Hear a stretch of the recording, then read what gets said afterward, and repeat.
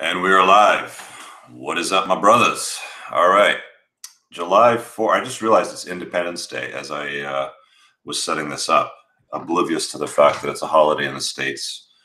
Because I'm in Canada. We had Canada Day the other day. All right. Let me grab these questions here while I know you guys join in with us. Let me just grab it here. All right. Facebook page questions. What do we got here? Yeah, I responded to the cars and coffee one, but I go to engineered automotive cars and coffee in the Vaughan area. So if you're in the GTA or Toronto, I'll see you there pretty much every one during the summer. So look for me. Bernardo, any updates on the website? How's this going? Yeah, the big problem was we weren't able to process payments with Stripe because unlike PayPal will deposit into Canadian accounts. So I had to go back to the bank and do a bunch of paperwork to set up a US dollar account. Should be fixed now. I'm sure DJ and I will get it going pretty much any day now. Looks like we've got everything out of the way. So yeah, we'll be doing a transition soon. Any blood works, any labs done through since the start of TRT? No, the next set of bloods are due 17th, I think, of July, towards the end of July. So I'll be getting those done, and I'll certainly publish the results to see how we're doing. Roland, and the part to your last video, what's your take on risk management? In part to your last video, what's your take on risk management? I'm not sure what you mean. If you're joining on, I hope I see you on. I can certainly talk to that. Actually, let me post this link here to the Facebook page in case you guys don't get it on Patreon real quick.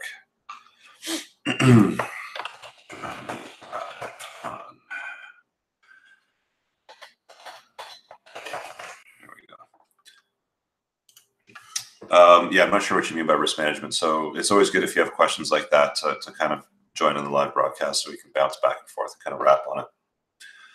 All right. Close that. Yeah. Hey, Jeremy, what's up? How do you decide which risks are worth it and which are not? Okay, I think I understand your question now. So how do you decide what risks are worth taking and those that are not? I guess I could kind of tie this into stuff that we're all familiar with in the community, which is the red pill awareness stuff. And you're going to be willing to take risks based on calculations. So, you have the guys that check out of the sexual marketplace. They go full on MGTOW, they buy $1, they just don't deal with women, period. And that's just their way of minimizing risk. My way of minimizing risk is a little bit different because I like to engage in women. So what I do is I put myself in positions where I have lower risk. Won't get married again. Guys, if you're putting on live, just mute your mic just for the first little bit until we get through all the pre-recorded questions. Thanks. So I just minimize those risks by understanding I know how family law operates now. I would never get married again. I'm going to try to delay or put off living with a woman, although at some point that may not be entirely practical unless I want to continue to spin plates forever, because chicks at some point want to push into your life. So minimizing risk, if she wants to push into my life, she's got to bring something to the table. She can't bring kids from a prior marriage in tow. She can't bring debt in tow. She can't be fat, sort of thing. So, there's certain things that I want to do to try to minimize the risk of my exposure to women. One way to completely eliminate it, full on MGTOW, buy a doll. I kind of like to go on the other side of the equation because I still like, navigating that part of the sexual marketplace. Second part of your question, Roland. With the whole Me Too movement, how can you deal with any issues that arise with plate spinning and a girl finding out you have other plates? I imagine they all get buyer's remorse and go after you with rape allegations, especially if they band together. Even with a good lawyer, your life is ruined. I haven't had any problem with that, to be honest with you. I haven't had any Me Too'd out sort of thing. I mean, I'm always honest with chicks whenever I'm with them. So I think probably the honest part is the best way to go. Just let them know this is who I am. When it comes up, you're seeing other people, I'm seeing other people. Let's just keep it casual, sort of thing. And I can't see how they would come back at you, although the risk is always going to be there, right? they could always come back and Me Too your ass later on if they don't like the way they were treated or they felt let down or you moved on to somebody else and they thought you should have picked them. So there's that risk assessment there as well, right? I find personally that the risk is minimized if you're just a lot more authentic and transparent about the fact that you're not looking for anything casual if you're spinning plates, and that should keep you a little safer there. Alex, what's your best advice on purchasing a first-time home, mortgage types, historic districts? Interesting. Well, minimalism is key, I think. I mean, we've like where I live in the Toronto suburbs, you've got everything from row townhouses, which can go for 500,000 plus if they're nice, to detached homes for 800 to 1.1 million, to really big detached homes upwards of $2 or $3 million Canadian. So my view on it is, how many buyers are in the marketplace? There's a lot of million and a half, maybe $2 million homes that sit on the market for sale for a long period of time, and they don't sell, and they pay like ridiculous amounts of property taxes to hold onto the property and utilities to heat it and all that sort of thing. So I'm not quite sure why people make those choices. It's really bizarre in my view. I tend to kind of like, I mean, like the place that I'm in is, I call it small because I built a custom home with my ex-wife that was almost 5,000 square feet. So this is like half the size of it. It's about 2,200 square feet. And it's just me and my daughter part-time. The only thing I'd want more is a bigger garage, but I think it limits me to spending too much money on too many cars. So it's kind of good in that sense. So that's kind of the space that I operate in, because I know in the price point that I'm at, there's a lot of buyers that are on the market that can afford a house like this. So if I do want to move it and I want the ability to maneuver and get the hell out of Dodge, then I can do that. So that's the first thing as far as pricing. Mortgage types, I prefer, well, of course, the lowest rate you can possibly get is going to be the way to go. I don't see mortgage rates going up anytime soon, even though they keep talking about it, but they don't move much. I've got a HELOC, which is a home equity line of credit, which is basically tied to the prime rate plus whatever percentage point I negotiated. So you obviously want the lowest rate. I think you live in the States, Alex. Let me just quickly hover over your name. You can write off your mortgage interest there. We can't do that in Canada. So at the end of the day, I don't think it's that significant.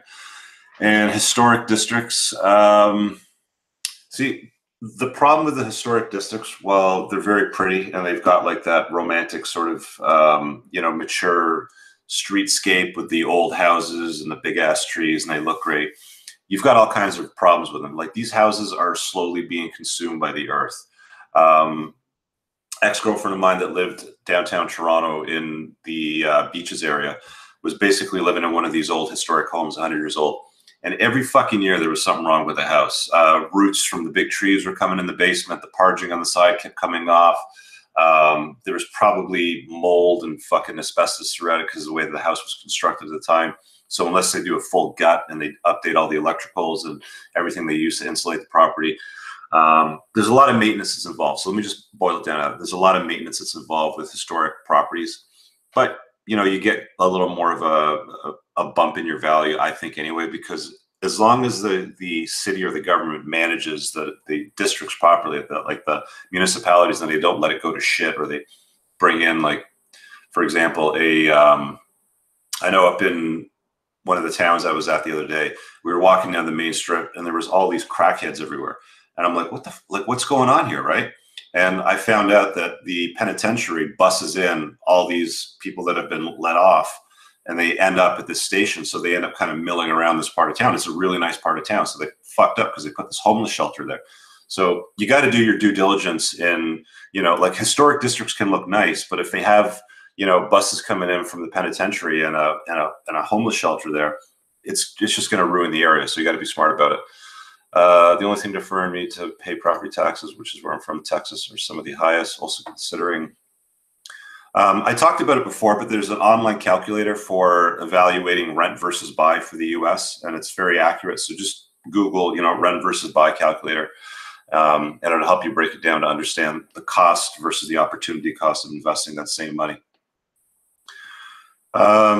That's it. And I think there were some questions real quick here on the dashboard post. Let me check. Give me one sec, guys.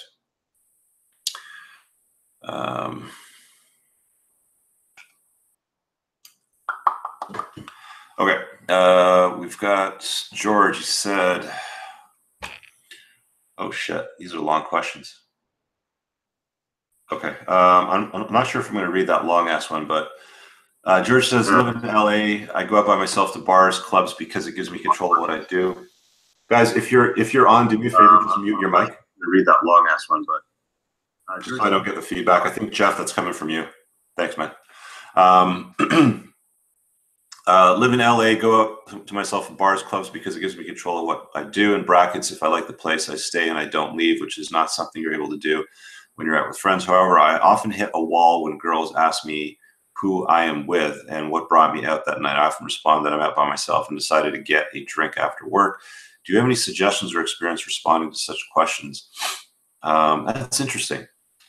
I've never gone out to nightclubs and stuff by myself, so I don't really have an answer to that. I'm kind of more like an entourage, like I kind of move in with my crew sort of thing.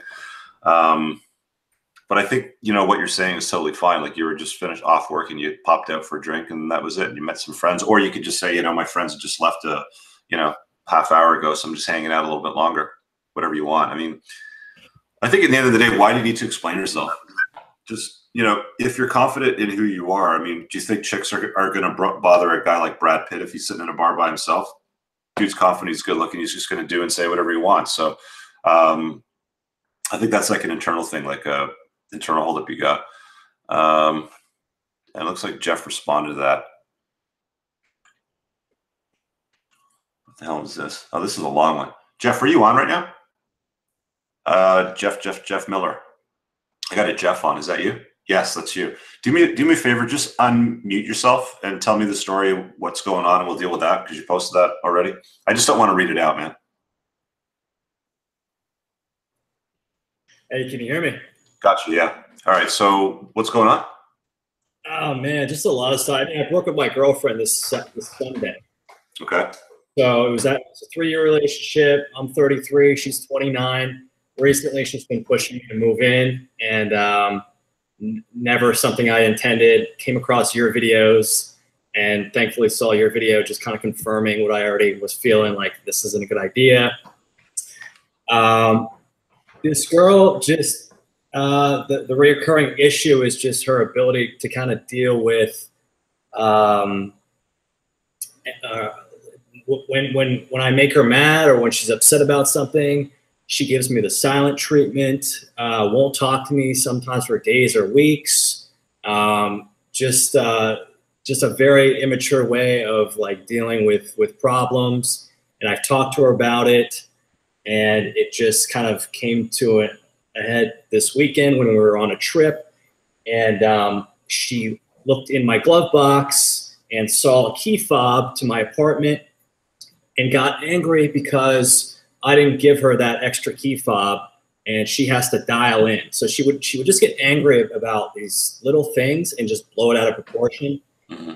So I've kind of finally had enough and broke up with her and told her to get her stuff out of my place. She had a bunch of stuff here.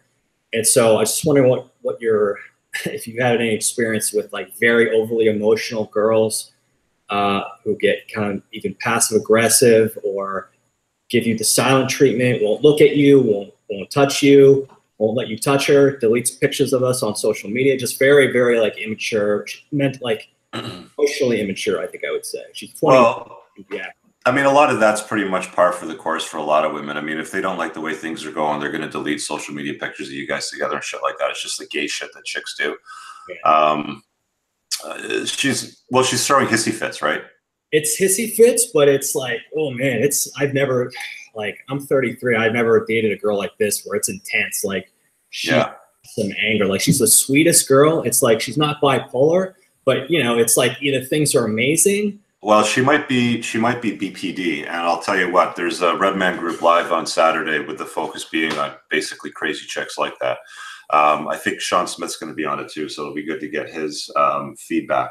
But you may want to call in on that one because I know they're going to throw the number up. I'm going to try to dial in because it's a guys' weekend that I'm doing. So if I've got decent Wi-Fi where I'm at, then I'll try to dial in and I'll just do it from my phone. But there's kind of like an aside, like my view on women like that is, why do you want to waste your time with them? Like they're either plates to spin or you just get rid of them.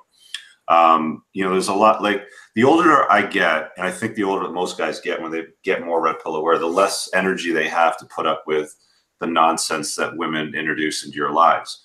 High drama, low virtue. Like, what does this chick bring to the table? Well, that's what I've been asking myself. And for me, she's definitely like the hottest girl I've ever had. So that kind of, she's like a solid 9. Sex is amazing. But if I'm being honest with myself, I mean, that's really all she brings to the freaking table. Right. So, I mean, does she bring debt to the table?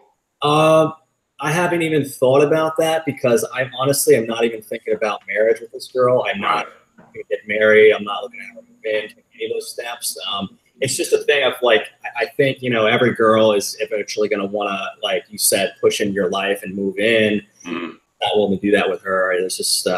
So that's what she's doing. I mean, she's trying to push in your life, right? For sure. Yeah. We've had the conversation about she wants to get a place, have kids, all that. And that's our, it just doesn't match up. And that's the reality. I guess it's just too bad for me, I guess, because, you know what I mean? Like, it doesn't match up. And it's just kind of been 3 years. So it's kind of maybe. Well, if you're 33, I mean, if I were you at 33, like I'd be playing in the sub 25-year-old range. I mean, I even like to play in the sub 25-year-old range whenever I can, even at almost fucking 45, right? I mean, it's harder because I'm older, but you're a younger dude. Like, why you like, you know, 29, she's kind of hitting the wall. She's starting to, you know, watch her eggs dry up. She's watching her friends get married and pop out babies. Sure. You know, she knows her SMV is going to start to decline. So she's trying to lock somebody down. She probably sees you as a good prospect. And then what she's doing is she's throwing shit tests at you. Oh, why didn't you give me the key fob? Oh, this. And then like in retaliation, she has hissy fits and goes and deletes pictures and, you know, just like, you know, bust your chops all the time, right? Yeah, it's like, but it's funny because it's every, like, it's a pattern like every 3 to 4 weeks. With her menstrual cycle, I haven't been tracking her menstrual cycle, but it's like things are great. She's like, I love you, I'm in love with you, all this stuff, and it's like, it's funny because just the other day she said, you know what, I fell in love with you because you never called me. Mm-hmm. I had a laugh about that. That was just like a week ago. So yeah, well, I mean, you're always going to desire that which you can't have, which is one of the reasons why you want to delay and completely postpone, if you can, living with a chick, because as soon as she lives with you, her behavior is going to change. It always does. You know, it doesn't get better. I mean, you're not going to get access to better sex. I mean, you're certainly going to have access to less, you know, rotational pussy, because it's not like you can spin plates quite easily if you're living with a chick or have a side chick or anything like that. It's just not easy to do. So why would you like want to introduce that extra drama? And because you keep them at arm's length, that makes you more desirable, because they figure, well, now I need to infiltrate his life, and I'm going to come up with, you know, whatever reasons, you know, she wants to come up with, or ball breaking that she does, or the fob story, or whatever it is. And it's all hissy fits, and it's just her way of trying to exert her will and manipulate your behavior. And if you see past that, you just can't be manipulated. I've been listening to The Art of Seduction by Robert Greene, which, by the way, you guys should read. I haven't shared it yet, but I might do a summary kind of book review on it. But I really liked it from the sense of, you know, he talks about the different kind of archetypes on how guys get seduced, and seductions in the, you know, throughout history between men and women, and how they use it. But one of the big takeaways is that you can't seduce somebody. Like, it's almost like they have a force field around them if they're content with who they are and where they're going in life. They just can't be manipulated. And what she's doing with all the hissy fits is her trying to just, you know, manipulate or exert her will on you, if you see what I'm saying. Yeah, and the funny thing is, you know, it was like that because she was a plate that I was spinning for about a year before she was actually my girlfriend. So it wasn't until she actually became my, you know, official girlfriend. And, you know, I think like most guys, I got kind of sucked into it because maybe I explained this before, but she was hot and I didn't want to lose her. So I reluctantly was like, you know, we made things official, and that's never what I wanted. Mm-hmm. So, yeah. I've been thinking about that a lot, because there's a lot of guys that just marched into the slaughterhouse because she was hot, and they figured, you know, if they gave her what she wanted, or lived with her, or bought a ring, or wiped her up, or put a baby in her, or something like that, they'd get to keep her forever. But that she was hot thing, it doesn't get hotter. It's like the pinnacle of that attraction that you have for her is there. And as soon as you start wifing her up, having kids, moving in with her, you know, that hotness is going to change, and her behavior towards you is always going to change. I mean, it's why the, you know, I've really subscribed to the, you know, the Roll of Tomasi way of thinking with a rational male, and the 9 rules of Tomasi. One of the rules is, you know, you don't live with a chick. I mean, you put it off as far or as long as you possibly can. I mean, it just is the way that it is, right? Yeah, I read the book. I got, you know, 3 of your recommended books. I've been, you know, reading those. So yeah, it's been a big help. So thanks for those recommendations. Cool. All right. You got anything else on that one? I guess not. I think it's pretty straightforward. I kind of knew the answers. Just wanted Okay. to, you know what I mean, share. So. All right, cool. Do me a favor, just bounce out of the Hangout just to make room for somebody else to come in unless they got a question, but just keep watching. I mean, if you want to come back in, if there's room, and ask questions later. I just want to make sure there's room because I think we can only have like 8 or 9 people at a time. Oh, yeah, no problem. I'll bounce out. Thanks. Thanks, Jeff. All right, anybody else up? And before you ask a question, I just got a little hack for you. I've been chewing nicotine gum, not because I'm a smoker, I'm trying to quit smoking, but it actually helps with focus. I found it's pretty useful when I've been writing or working on something like this. So that's why I'm chewing gum, and you see me kind of pull it out from my gum, because you're supposed to put it between your cheek and your gum line. I have something real quick, Richard. Is there a YouTube link for this for those of us who just want to bounce out and just like listen in? Yeah, I think if you, well, it's posted to, let me find it. Hold on a sec. See, because I did it live over here. So if you go to the post page of the Patreon, you'll see it there. It's like, you know, you just click it and then you can watch the live broadcast, or you can hit the link to join in if you want to chat. See if that works for you. Oh, my bad. I wasn't even logged into what's it called? My bad. Yeah. Sorry about that. Yeah, no problem. And that's the other thing that I got to figure out when we move over to the community page is how do we do live broadcasting without Patreon? Because it's kind of like built in and easy for me to plug in. So that's one of the problems I still need to solve with the live Q&A segment of what I offer you guys in the community. All right, who else is on that's got questions, man?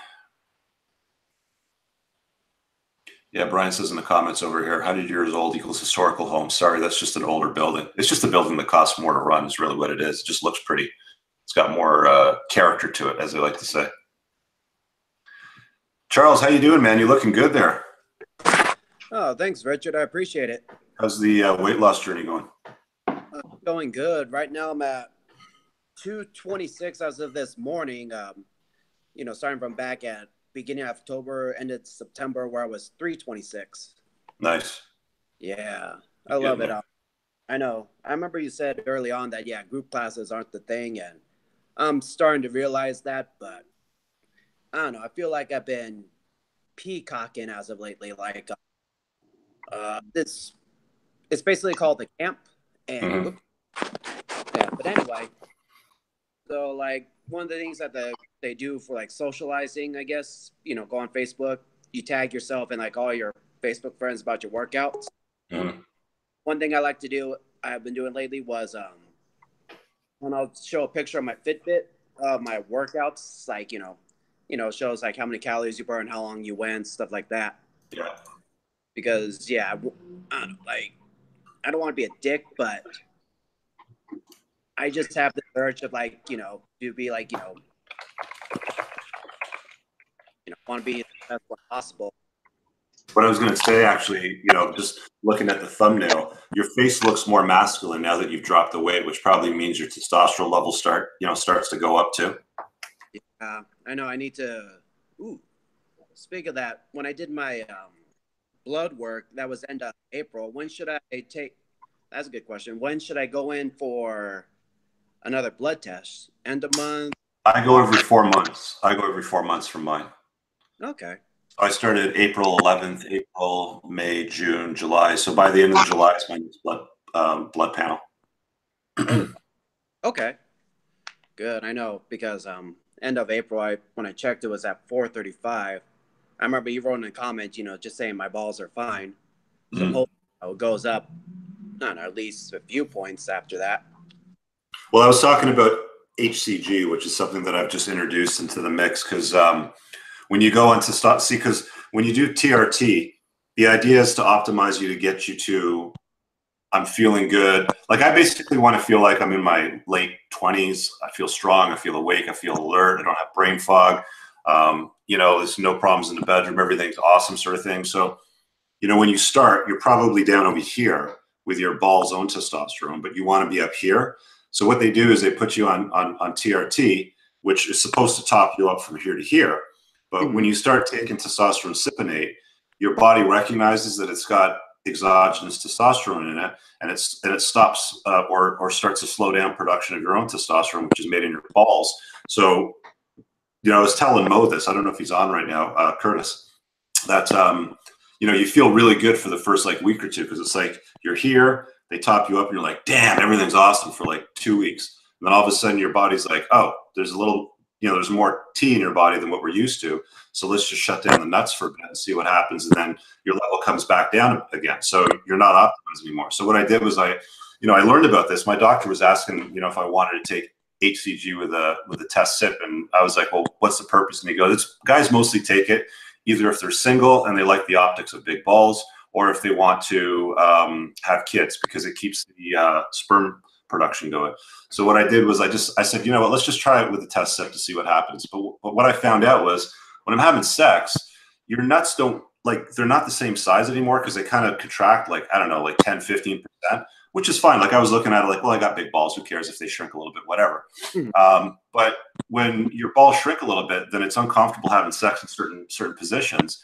So I didn't like that. And I also didn't like that I found out that pregnenolone, I think is what it is, if I'm pronouncing it correctly, is the precursor to all hormones in the body, which is only made in the balls. You can't get that with testosterone cypionate. So I reintroduced HCG, which completes the loop, which keeps your balls making testosterone, sperm, pregnenolone, whatever the fuck that's called. So I'll see what the blood panels look like, but I've done three additional injections with HCG with the test sip. I just put it in the same syringe, so I don't have to do extra injections weekly. It just keeps it simple for me. And I like it. Like I feel better now. You know, it feels like I came back up to where I should be. I think the balls take like a few weeks to get back to the normal size. So, I mean, it's only been about a week, but that's what I was talking about with, you know, the balls and the HCG. So I've kind of reintroduced that. So I'll see what the blood panels look like when I get those back in a few weeks, and I'll let you guys know. I'm excited for that. Yeah. It's really interesting. Like I really encourage you guys to track, you know, your blood markers. Like start now. Like even if you're in your 20s or even in your early 30s, start now so you can see what your markers look like, because you may not even want to do TRT until later in your life. But when, like, I'm 44, I wish I had blood panels handy from when I was like 27, because then I could be, all right, my T was this, estrogen was that, hemoglobin was that, blah, blah, blah, blah, you know, straight down the thing. It's like, you know, let's introduce this, and hopefully that will get me to where I want to get to. And then you can make slight adjustments from there. I mean, the doctor will make the adjustments based on what your blood panels say, but I don't have the original panels from when I was 27, let's say. But, you know, we'll see how it goes. So that's why you always want to start tracking your blood work now. Put it in a folder. You know, if you're not feeling great in 10, 15 years from now, and you figure, okay, let's look into some hormone replacement or some hormone optimization, depending on whatever you want to call it, you can at least go back on your markers at that time and go, that's what I want to aim for.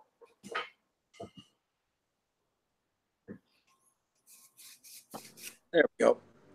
All right. Thanks for that. No problem. Anybody else want to rap about something? I think I'll probably stay on for another 45 minutes. So this will be like an hour 50, an hour and a half, maybe. Okay. You know, I do got one more question. Yeah. So I'm actually going on a vacation next weekend to Chicago. Basically told me go on vacation because they're going on vacation next month. So, you know, basically just give myself a break. But I don't know. How am I gonna put this? Just say it, man. I haven't had sex in 4 You haven't had sex in how long? 4. 4 months? 4 years. 4 years. Yeah. Yeah, you gotta have some sex, man. Definitely. Yes, I do. That's part of the reason why I'm going there. I stayed in Chicago for about 2 years. Worked as a bouncer. You know, had opportunities, but you know, didn't have the self-confidence. Mhm. You know, something in my head. I think Brian Burke said in the last Q&A. Anyway, so, you know, asked to talk to a few friends, you know, female friends, just, you know, see what the indicators of interest go. And one in particular, you know, I just sent a message saying that, hey, I don't know, this was beta me. Basically, I got some tickets to this festival. The bar that I used to work at put out this big music festival. So anyway, I bought tickets saying, hey, you know, I got a couple extra. You're more than invited to go. And, you know, she said, I don't know if I'm working that weekend or not, but if I'm not, let me know. Let's hang out. I don't know. I'll put out a few more feelers in there, but it's like, yeah, like I said, I haven't had sex. It's like, I got to get this out, you know, because. Well, Yan said in the comments, just pay for a hooker, you know, which is whatever, man. You know, you can go to Rub and Tug and pay 100, $150. I think that's what you know, what the parlor rates are here anyway. You can just bend her over the table and have your way with her and just bust a nut. So it's not like getting laid is prohibitive, because $150 is not that much money really when you think about it, especially if she's hot, right? I mean, and Right. there was one really good point that a guy made to me once about paying for sex. He's like, you don't pay for the pussy. He's like, you pay for her to go, because you pay anyway. It doesn't matter, you know, if you're paying for her for the sex, or you're paying to take her out for dinner and a movie and some other stuff. You're going to pay either way. So I mean, the cost will pretty much be the same. My thing is, though, is I don't like to pay for sex. Like, I get the notion that you don't want to pay for sex. You kind of want to have like the thrill of the chase, or like, you know, getting there on your own. Right. Sassy. Yeah. And said hookers are cheaper. He's probably right. But yeah, like, you're just gonna have to get on the ice if you want to score a goal, right? And you know, you just kind of apply the red pill game. You know, you kind of use it on them as you're going. It is what it is. I mean, when you said you hadn't had sex in I didn't hear you. The audio cut out. I thought you meant like 4 days or 4 months. But 4 years, yeah, you gotta get it out of your system. You're gonna feel a lot more confident and just stronger around women. I mean, just be better in life if you're getting laid more often. That's true. All right. Just get on the ice, man. Just get on the ice and take some shots at it, and you'll start scoring some goals. Will do. Right on. All right, who else is on, man? You guys want to chat about something else or anything else? Just take yourself off mute. Yeah, you first want to thank Charles for helping me out a couple of weeks ago by buying some stuff in the US I can't buy in Denmark and shipping to it. Thanks for that. Who's and then that? Charles you just talked to. Charles. Okay, cool. I made him buy some stuff and send it to me and avoid the customs. So I saved around $150, Nice. $100. So yeah, it was worth it. I want to talk about Corey Wayne, the 3% Man book. Okay, what do you want to talk about? Yeah, it's because a lot of people on YouTube are saying, "Oh, it's the best," and it saved my life or everything. Yeah. When I see him, I just get the insane vibes of clamminess and fake smile. How can you smile like him? It's like it's not real. It's just something he has learned himself to smile while doing everything. It just gives me the creepy vibes. Yeah. Okay. So on Corey Wayne's 3% Man approach. So I listened to Corey Wayne's book because I saw people commenting in my videos, shit like, Rich, I love your videos, and Corey Wayne's, you guys are the best people on YouTube. Comments all the time on every platform. So I'm thinking to myself, okay, who the fuck's this Corey Wayne guy? So I look him up, I see his channel. Yeah, he's kind of dorky, and he's got like the perma smile. It's like he has a coat hanger in his mouth, and he's always smiling. Precisely. If I met him in real life, I would just move away from him because that man is something is wrong with him. Well, I got his book, and by the time I was done his book, I'm like, okay, I made some mental notes, and I actually recorded a review on his book that I never published on the channel. Like, I recorded it, I uploaded, I put the tags, and I edited it.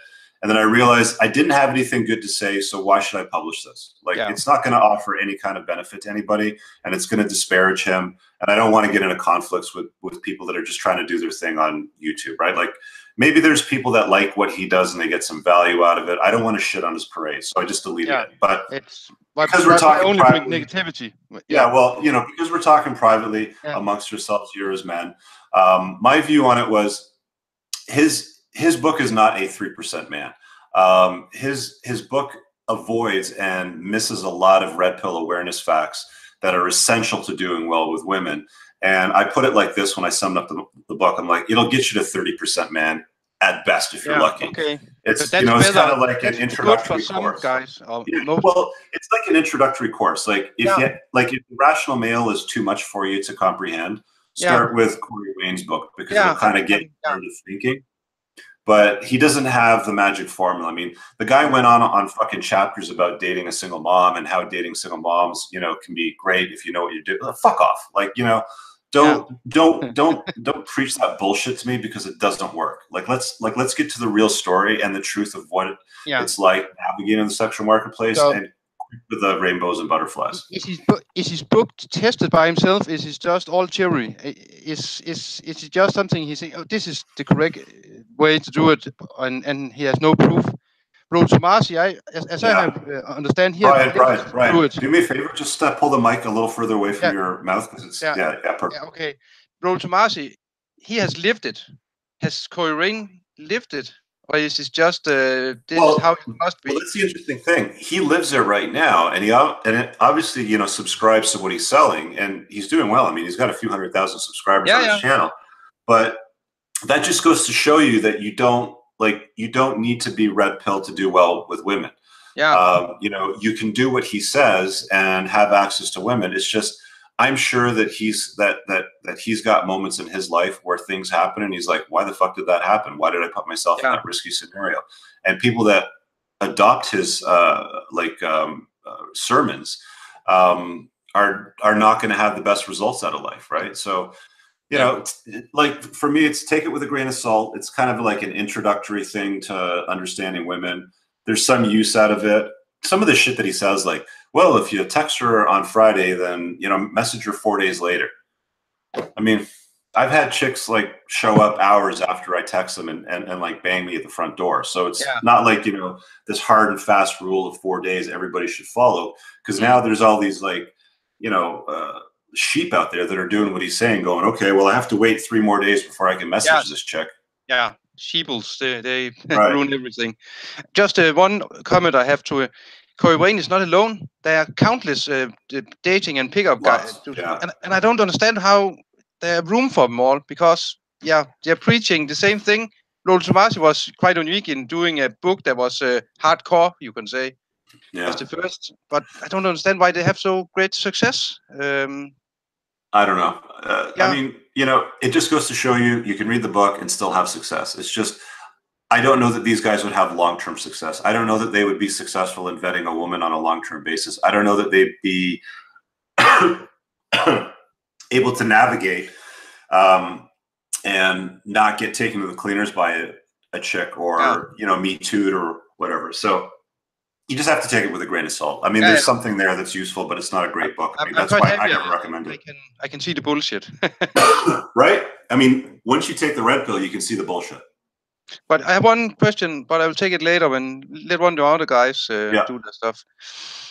Thanks for answering. Yeah, just hit yourself on mute. We got 1, 2, 3, 4, 5, 6. Yeah, you're okay. So you guys can all stay in for now until we run out of space. But does anybody else have any other questions? Yeah, hi Richard. This is Matt. I have a question. Hey, Matt. Actually, two questions. So the first one: do you still occasionally suffer from red pill rage?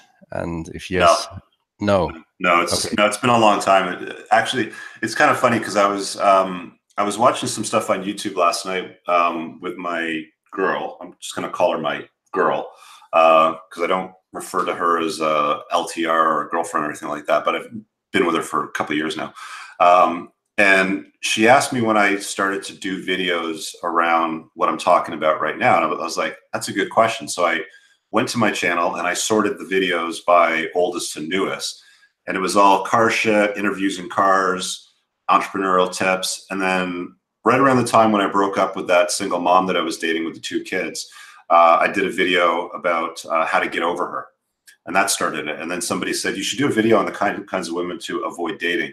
And then that's kind of what pivoted me into that sort of segment. So that red pilling took a while, but that rage part, I think for about a year after that incident happened with that single mom with the 2 kids, I was probably in the rage phase for about a short period of time, maybe 6 to 8 months. And I kind of got out of it pretty quickly. I mean, some guys kind of get pissed off on a more frequent basis, but it passes. It's like you go through these cycles. Like, I don't get mad when chicks behave, the way they do, or they do things that might hurt somebody else's feelings or make them go and lash out or call them bitches or whatever. I just don't care. It just doesn't bother me because it's just, it is what it is, right? Yeah, absolutely. So what were some strategies that you applied to get out of it? Because what I noticed is that like the first wave is really long, like a couple of months, and then you get over it. And well, explain the rage that you have right now. Well, I don't have it now, but I just had recently a phase where I was really, really angry and pissed again, and I actually thought I was over it. So it just keeps coming back, but it tends to get much shorter, actually. So yeah, and that's what'll happen. Like, you'll kind of relapse back into whatever anger for whatever the reason, fill in the blank, and then you'll just realize after a while, it's like being angry at the sky for being blue. It's blue.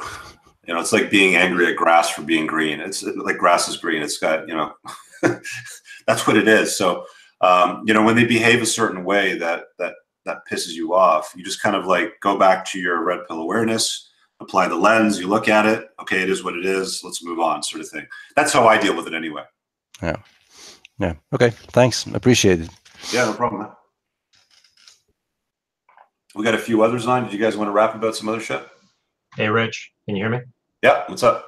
So this is Tim. It's not a question, but it's an observation that that came about after the past couple of weeks. I'm not sure how often you check into Paul Elam's channel. Paul Elam. I subscribe to it. I watch them from time to time. Yeah. Okay, so a couple of months ago, he was doing some movie reviews. Yeah. It was like Fight Club, one of the classic ones. Mm-hmm. And recently, I subscribed to him too on Patreon. I've been following him. He doesn't live too far away from me in Virginia. So I asked him if he could do a review of The Wall, Pink Floyd's The Wall. And I remember seeing that many years ago, and I watched it again. And I've been following the red pill stuff for about 5 or 6 years now. I was kind of pro to red pill, so a lot of the stuff that you and the rest of the people in the Manosphere talk about, I kind of implicitly knew, just nobody was able to connect the dots. Mm-hmm. But when I watched The Wall again, it's just like, there's a lot in here. Mm. Very much a lot in here that's kind of red pill, and specifically you're talking about Pink Floyd The Wall. Pink Floyd The Wall, yeah. Yeah, okay. So I haven't watched that in a while. I mean, the last time I watched it, I was high as giraffe pussy. So I think that's kind of the way that you have to watch it at least once. That's what somebody told me, the only way you could understand it. But I watched it when I was not stoned. Yeah. I mean, the thing about a lot of things now, when you've become red pilled and you observe them, you start to see how certain things are indoctrinated into them, like the feminine primary social order that we live in. You probably see elements of it. I wouldn't even look at John. I got that from Joe Rogan. The elements of the female primary social order are infused everywhere. And I wouldn't be surprised if I went back to watch The Wall and I got a copy of the DVD or the Blu-ray somewhere. I wouldn't be surprised if I saw elements of feminism infused in that. I think that was made, in the 80s or the 70s? The album came out in 79, but the movie was 82. 82, yeah. So I wouldn't even be surprised if there was elements of feminism that are infused into that as well. Well, yeah, it's not so much about feminism. It's just about, the whole premise of The Wall is that it's a guy that, because he lost his father in the war, and so he was fatherless. He was raised by a single mother way back in the day that was overbearing. That was the main thing that I took from it when I watched that. But also just retreating inside and definitely becoming more psychotic, but then, tying into the whole thing about the red pill and the men, specifically when they reach the point of suicide. Yeah. You know, they're behind the wall emotionally and things like that. So there's a lot that you can pull away from the metaphor there. And then also watching it, I think such a movie probably wouldn't be made today, because yeah, like a lot of these classics you'll never see put out again or even updated. But yeah, to go back to Paul Elam, he was pivotal in my understanding of red pill awareness. I know there's people in the manosphere that don't like him because he's an MRA, but he gets it. Like, I've had private conversations with Paul. Like, he's on my Skype and we've talked before. I think we did a couple collab videos on my channel if you go back maybe about a year. He's a smart guy. It's just I don't like the notion of, you know, making picket signs and marching and trying to advocate for men's rights. I don't think it's a useful, you know, it's a good use of your time and energy and resources, just because it just doesn't work. You know, plus you look like a bitch to the rest of the world when you behave that way. So I like the whole notion of, okay, let's observe, let's apply the red pill lens to it and kind of move forward. But I mean, they're all allies as far as I'm concerned, like the MGTOWs, the MRA guys, you know, the red pill aware guys, even the PUA guys now. While they do a lot of rah and Tony Robbins sort of stuff, you know, they're all allies. I mean, they're all trying to help guys become better versions of themselves. It's just they're doing it in different ways. Me personally, I like to stick with the red pill awareness thing because I find that's been the most useful.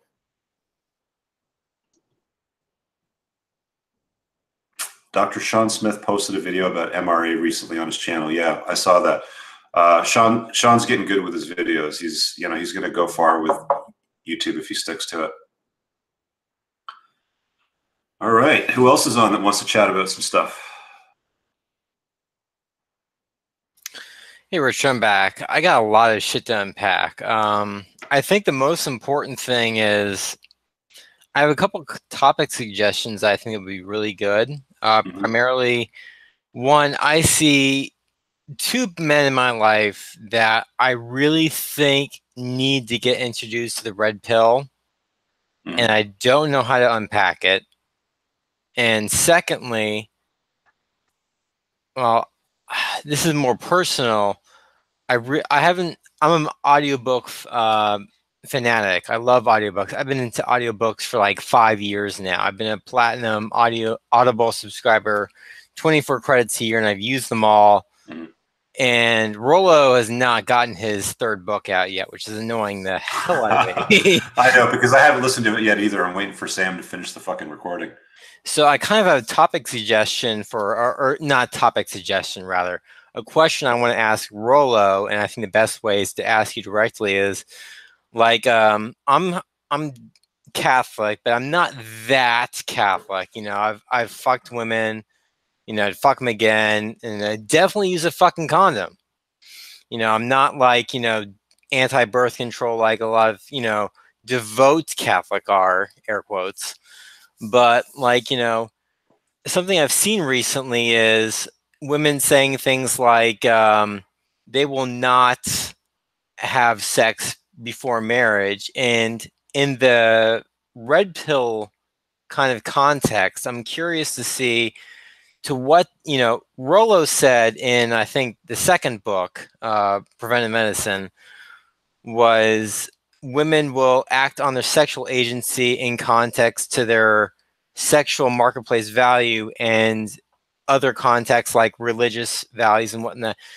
To what extent will women like seriously take that? Because I've known some women who will like, absolutely not, I will not have sex before marriage, and I fucked them. You know, 2 women for sure. They were like that. Well, there's a saying in the manosphere about that. It's something along the lines of women will break rules for alphas and they'll make rules for betas. Okay, so I mean that's somewhat reassuring. You know, what I was going to say though is he's working on a 4th book right now. Do you know who Dalrock is? I've heard of him. Isn't he like, no, Roosh is the one he's having a feud with. Okay. Yeah. So Dalrock is somebody that he's spoken about a few times now, and he seems to be fond of his work. But I mean, he writes more red pill stuff for. I don't think he's like a Bible thumper kind of religious sort of dude, but I think he infuses a lot of religious elements to it. So one of the things he's doing with his fourth book right now, Rollo, is he's applying the red pill to religion. So that'll be something that'll definitely interest you. But at the rate that, I mean, he'll publish the book and then about a year later, it'll be on Audible. So you probably have to wait about a year and a half to listen to it. Okay, thanks. So I'm gonna hop off unless someone else has something to say. I have a lot. This is my first Google Hangout. Cool. I've had a lot of things built up, but I want to let someone else jump in before I just like dominate the channel for half an hour. Yeah, cool. I know Dalrock, Red Pill, Religious Awareness. Yeah, so check out Dalrock, D-A-L-R-O-C-K. Anybody else want to rap about something? Just unmute yourself and join the broadcast. Yeah, I have a quick observation I want to have your take on, if you can hear me. Yep. I don't know. So you can hear me? Yep. Yeah, You're okay. good. I have this observation that I don't know what the term in English is, but some men, when they see a pretty woman, they just lose everything. They just, yes, she's pretty, therefore she's a perfect angel, perfect morals, perfect everything, and she can never be a bad person. Why is it? It's just, you can have a friend, and then a woman comes into the room and he, whoa. You know, why can't they see that pretty women can be bad persons as ugly women can be bad persons? It's yeah. Yeah, so equal looks. So thirsty is the word that you're looking for, is what John Watt said. But what I was going to say is, I've got 4 regular coaching clients that I do one-on-one consults once a month. Somebody's got to mute themselves and getting feedback. I think that's you, Brian. Can you just mute yourself? Yeah. Thanks. So I do 4 one-on-one consults with these guys once a month. We've been doing them for a few months now. And I actually had a 5th call, somebody on Clarity about a week ago. And the theme is all the same. World-class men, very smart, very successful in their respective fields. They make very intelligent decisions. They evaluate risk very well in their businesses or in their lives, but they're under the spell of a woman. And they're not American women. The interesting thing is these are American guys that are seeing women that are, you know, from places like Eastern Europe, Latvia, Russia, Ukraine. One guy was with a chick from Brazil. So they're all foreign women. They're all very feminine and very beautiful, but they're under the spell of them, and they have a hard time dealing with that. So it I think goes back to plugging into blue pill conditioning, when you don't have any other recourse, or you have any other way of dealing with it. I think that what everybody does is they're always going to default to what's safe, or what they understand, or what they know. So even though they know that they're marching into the slaughterhouse. So one guy's been married, has a couple of kids, dating a single mom. She's not divorced yet, still kind of living with the ex-husband, beautiful woman, you know, head over heels in love with her, great sex, blah, blah, blah. But he knows he's marching into the slaughterhouse with this one. It's just, he doesn't know how to get off that path and kind of go the other way. So I think it's the, you know, when you get distracted by their beauty, and I think this goes back to the whole, you know, you can't be seduced if you're unseducible, you know, to the sense of, you know, if you're happy with who you are and where you're going in life, you just can't be seduced by a woman's beauty. And the term that I've been using with these guys is you're under the spell. It's like you're under the spell of the pussy sort of thing. So that's just guys, I think, reverting back to conditioning that they're more comfortable with. I think Rollo mentioned it in his first book, where it's like, you know, you take the red pill and you try to spit it back up because you don't really like the truth that it tells you. So you just want to deny it, sort of thing. And I think that's why they fall under that spell. Yeah, it's just I don't understand it. Yeah. Yes. Yeah, I just don't understand why they are so under the spell, as you say. Because even if the prettiest woman come up to me and ask me for something I did not like or did not want to do, I just say no. Mm-hmm. I can't understand how they just throw everything out the window and do stuff like you say, walking into the slaughterhouse, because I'm not doing this. Yeah, and, well, like Jan said in the comments, sirens are that archetype or that category of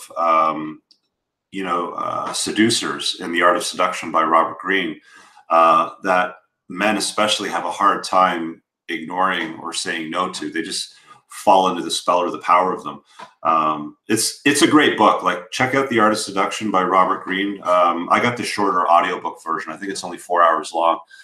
There's a longer version that's 13 hours long, but you'll get enough from the shorter version that it'll make sense to you.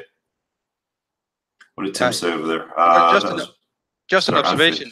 I have seen us guys on the channel who ask, and then, oh, she was pretty, and sirens. Why?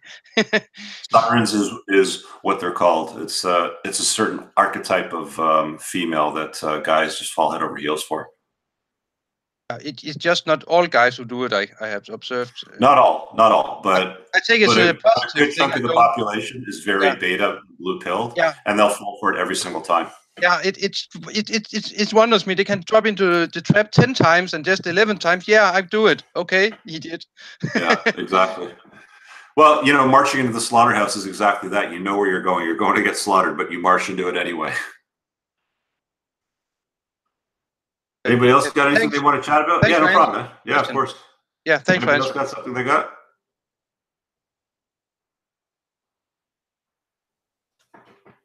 We got John, Tim, Matt, Timothy, Travis, yeah.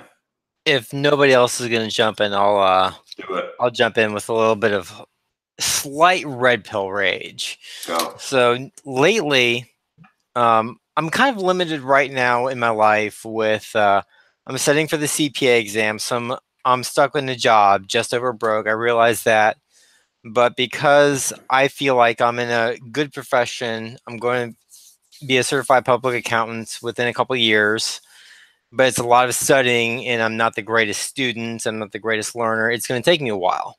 Yeah. As a result, I'm kind of limited to dating apps and dating websites and whatnot. And I'm not having the greatest success, and the successes I, air quotes, have been having have been, 2 to 3 points on the 10 scale below me. And it's just very frustrating because, like, I go to the gym 6-7 days a week. I almost literally religiously go to the gym or exercise in some way, shape, or form. And I would, face and head and hair aside, I'd say my body is probably a good 7.5, 8. You can see abs. I have to flex a little bit for them. I'm probably about like 18, 16% body fat.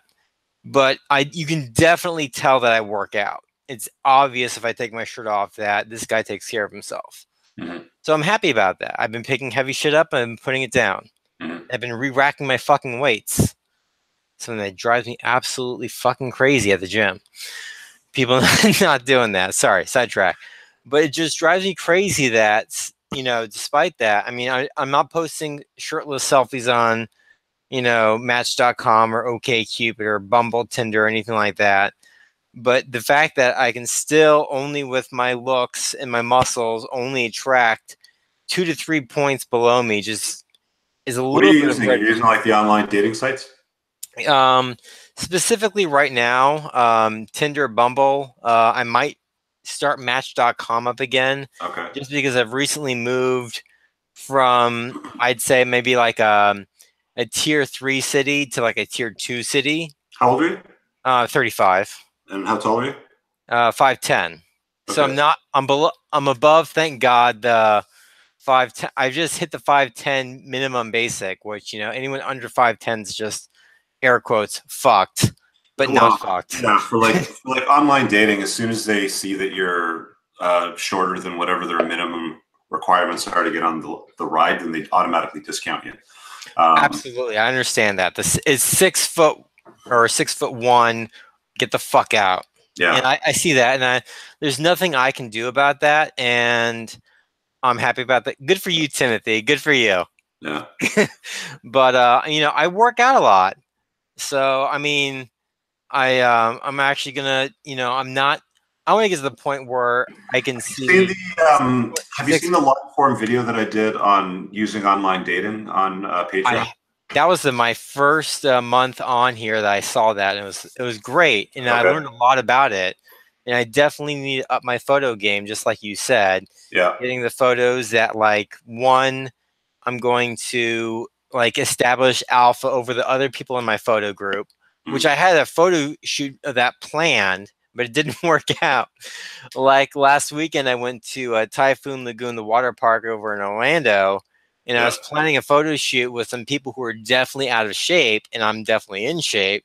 I was going to take a photo with them, and we got fucking stormed out. We were there for 25 minutes before we had to get kicked out of the park.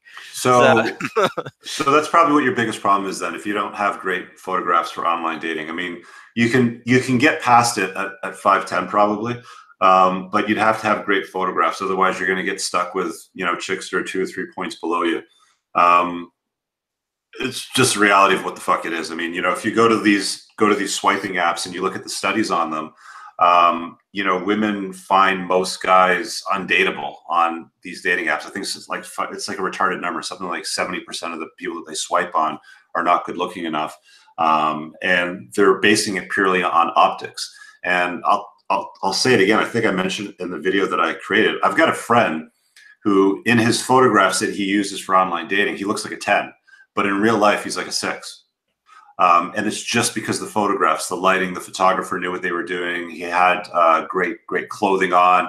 They obviously probably took a shit ton of pictures and only used the best one. But that's probably your best angle if you're going to use online dating, is just make sure you've got great photography. Yeah, definitely. It's something on my radar, and something I'm considering within the next year or so is actually using professional matchmaking service. And then save your money. I mean, the chicks that go on that are fucking horrible. They're mostly like, hit the wall. They're about to hit the wall. They're like desperate to have a kid. They got baby rabies. You're not gonna find like a hot chick that you want. Like, are you looking to get married, or are you looking just to spin some plates? I'm looking to potentially get married, maybe only for the purpose of having children. Right. I mean, it'd be amazing if I could find that unicorn woman that would get married. We just, dual income. What's the word? Dink. Yeah. Dual income, no kids. But I mean, like, what you're going to find is these chicks on the like, as soon as you push into eHarmony and professional matchmakers, these women are at their wits' end. They've tried everything they possibly can.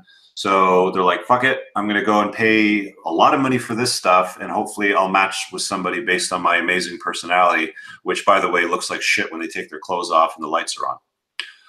See, what they've advertised to me when I've spoken to them in the past, I recently was in one town, lost my job very unexpectedly, had to move to a new town only about 25, 30 miles away.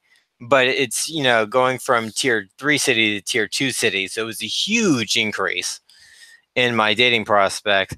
They told me that, you definitely would have a lot more success. And I believe them up to a certain point. But what you said, they're like the baby rabies at wit's end.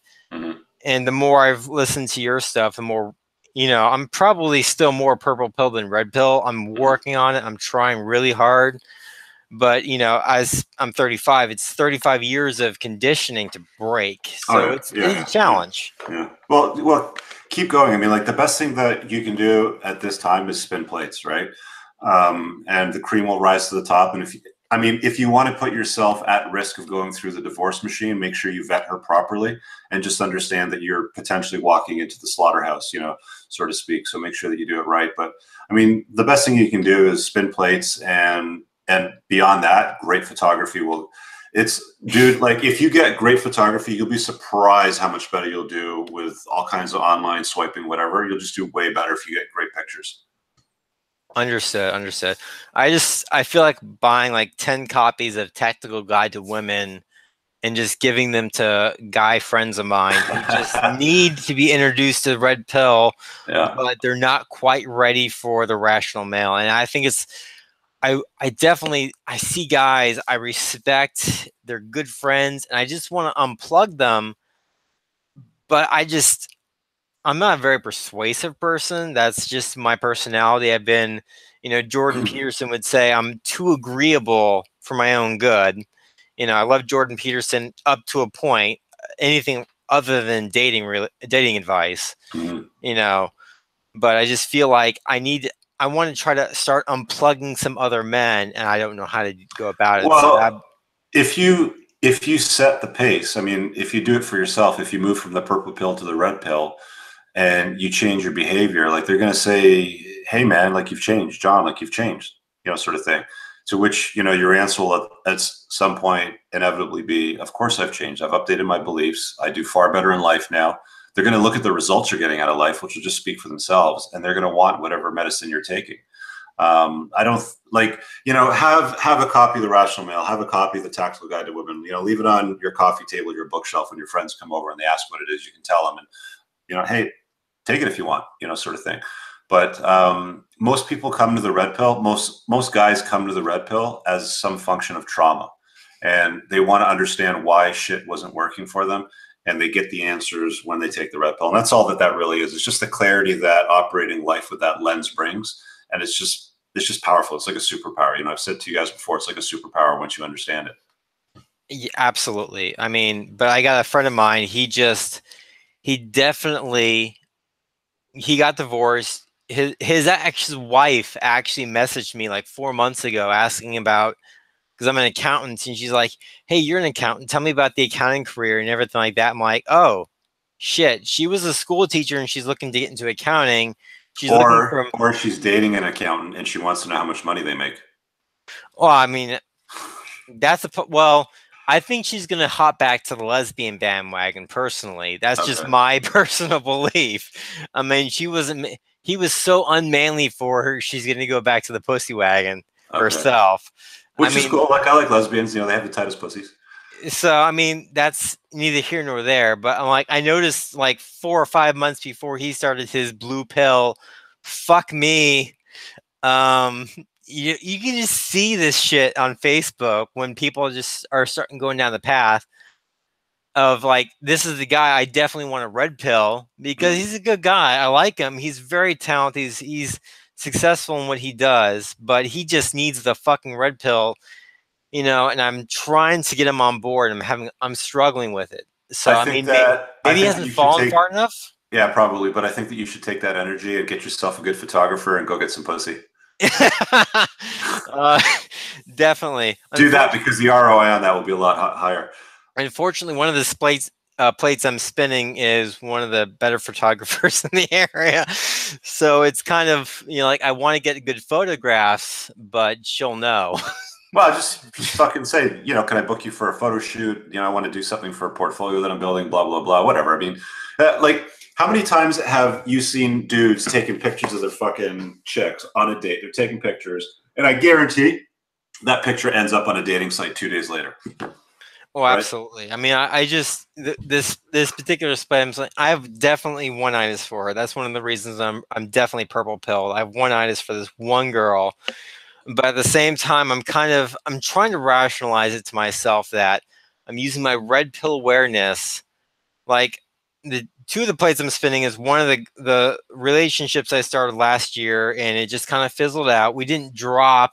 It didn't end. It just kind of like nothing happened. And another one, the girl I crushed on for incredibly hard in high school. And I wanted to see what the difference is between me now and then, especially with my red pill awareness. And she was fucking blown away by what kind of man I was now than I was 20 years ago when I knew her in college.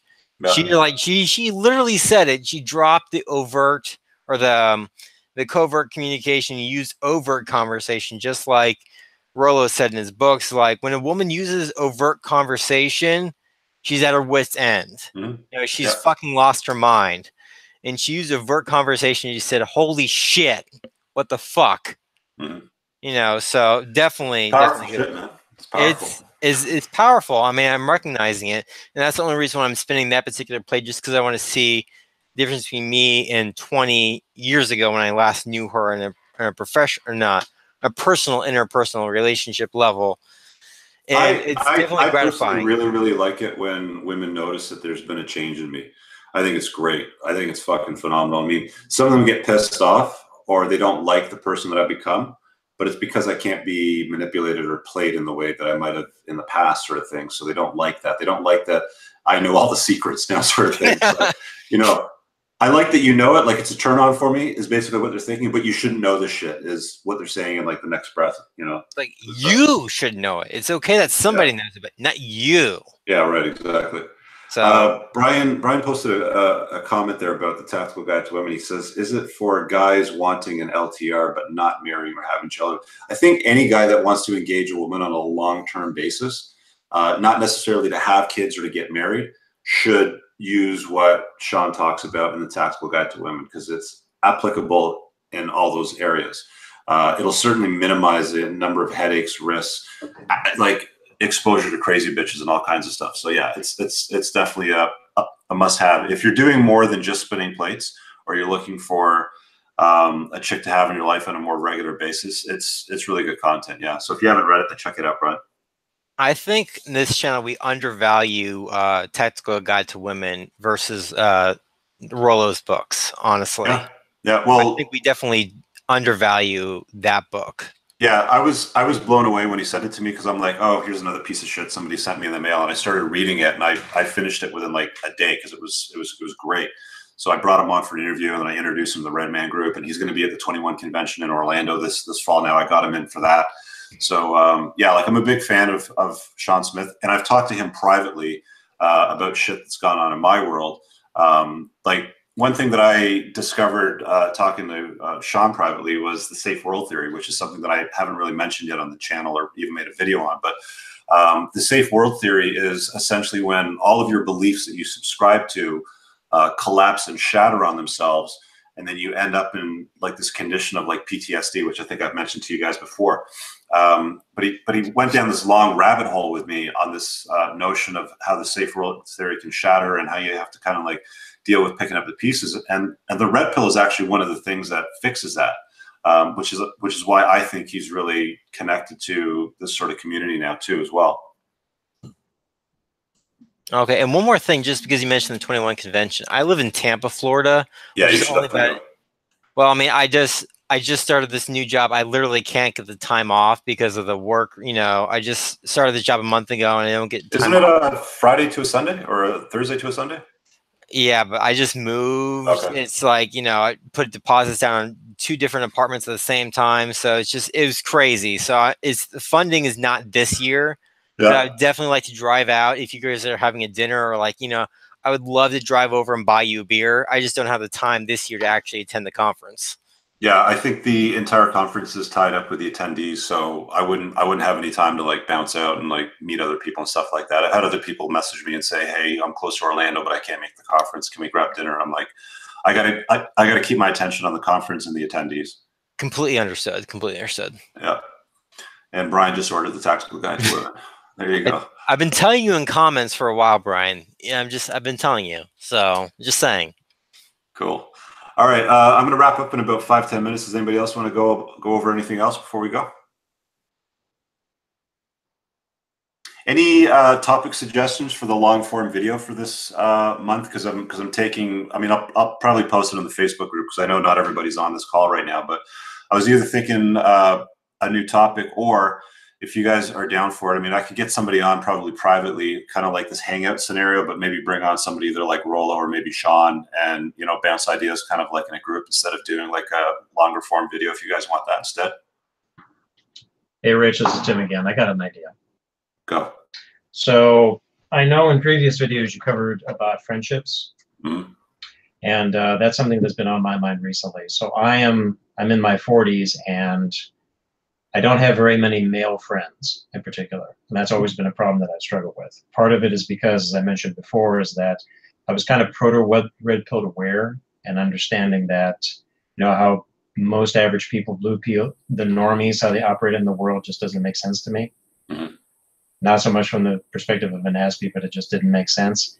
And so I kind of kept to myself, and over the years just withdrawing into myself. Now it had some benefits there. But trying to relate to other men, you know, especially within the context of the red pill, is that when you see how blue-pilled they are, particularly when they're younger, is that they're going to kick you to the curb whenever a woman enters into the picture, that kind of scenario. And so I do have one male friend. He's older than I am, in his 50s, and he went through a terrible divorce a couple of years ago. So he's definitely been receptive of the things that I've talked with. A lot of it is red pill, but I wish I would have more male friends like him, not necessarily single men, but just men that can peel away from their girlfriends or marriages or whatever just to hang out. So I'm not sure what the solution is there, particularly for older guys. Okay. Just so basically, like building male bonds. Yeah, maybe maybe like some lessons learned from older guys. That what's the best that you can expect from male friendships in particular, and maybe to a lesser extent female friendships, things like that. You know, what counts as a friend, and what is the, because I know in your one video you said the best kind of friend that you have is somebody that is oriented towards being the best person you can be, something like that. Definitely been not a taker from that, but that's a pretty wide metric in my view. So okay, all right, I'll let that roll around between the ears for a bit and see what I come up with. Okay. Yeah, there's an idea there from Brian. I've seen in the Red Man group, hypergamy not being a straight jacket, always interested in advice and help on how to get more attractive women when having low income. Yes, that's another one. I think that's more of like a roundtable conversation. I think Rollo can answer the hypergamy one. Maybe we'll do a live broadcast like this, but I'll bring him on. I don't know if I can get him on, you know, the schedule we got going this month with the Red Man groups that we're producing. But yeah, let me think about those two things. I'm also going to post a question to the Facebook group as well, because I know we don't have everybody on this to kind of engage right now, but I want to make sure that I give you guys as much value as possible when it comes to the creation of this sort of content when I'm putting out the monthly stuff, because I put a lot of thought into it and I like to record it. So I want to give you guys the best shit possible. Plus, it's great to have it in the archives for new people. Like, do you guys all have seen like the older videos that I've done for the last 6 or 7 months? I mean, you can unmute yourself or just yes. Okay. Like all of them, like you've seen them all? Yeah. Okay. All right. Most of it, not all. Okay. All right. Good. 90%. All right. Good. And like the value of them, like, are they there? Like, do you guys dig what I'm putting out there? Is it missing something? Not into the crypto stuff. Yeah. Most of them. Okay. All right. Good. Yeah. The crypto stuff, I'm probably going to keep talking about because I'm heavily invested on it. I'm pointing to my fucking nano ledger on the wall because I keep it by my sword.